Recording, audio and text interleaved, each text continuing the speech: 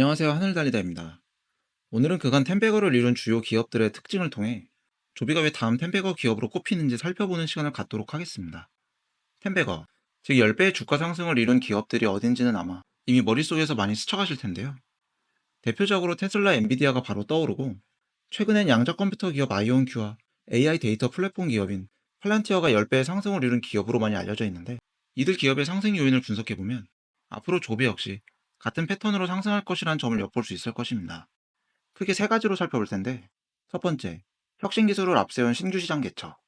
위 4개 기업은 각자 산업 영역에서 기술 우위를 통해 독점적인 지위를 확보했거나 할 가능성이 높은 기업들입니다. 특히 기존의 산업에서 견고한 위치를 차지했던 기업들이 스스로 시장을 잠식하는 카니발리제이션 효과 때문에 망설이는 타이밍에 먼저 기존 시장을 대체하고 신규 시장의 새로운 선두주자로 발돋움한 기업들을 볼 수 있는데요.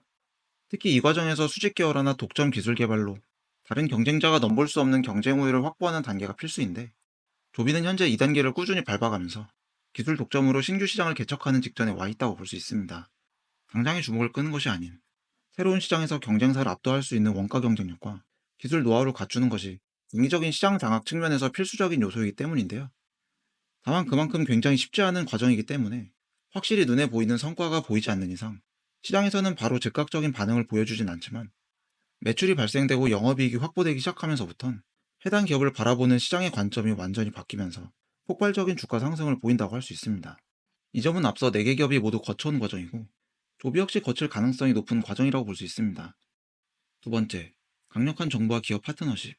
앞서 말씀드린 4개 기업은 각자 성장 초기 단계부터 정부와 대기업과의 파트너십을 기반으로 안정적인 성장 기반을 확보했습니다. 테슬라의 경우 현재는 축소 중이지만 미국 정부의 전기차 보조금 정책을 기반으로 초반 성장을 지원받았고, 엔비디아는 AI와 데이터 센터 부문에서 빅테크 기업과의 협업을 통해 GPU칩 성능을 끌어올려 독점적인 지위를 확보할 수 있었습니다. 또한 아이온큐는 미 공군 연구소 등 정부와의 계약 체결을 통해 아직 개발 중인 양자 컴퓨팅 기술임에도 안정적인 매출을 확보하면서 시장의 신뢰를 쌓았으며, 팔란티아 역시 아이온큐와 유사하게 CIA와 미 국방부와 지속적인 계약을 체결하면서 유사한 기반을 확보했는데요. 조비 역시 각각 2023년 4월과 9월에 국방부와 1,700억 원 규모의 초도 이비톨 납품 계약을 체결하였고, 나사와의 협업을 통해 UAM 생태계를 개발 중에 있습니다. 또한 얼마 전 CS2025에서 발표했듯이 델타 항공과의 항공 도심 간 연계 서비스를 개발 중에 있는데요.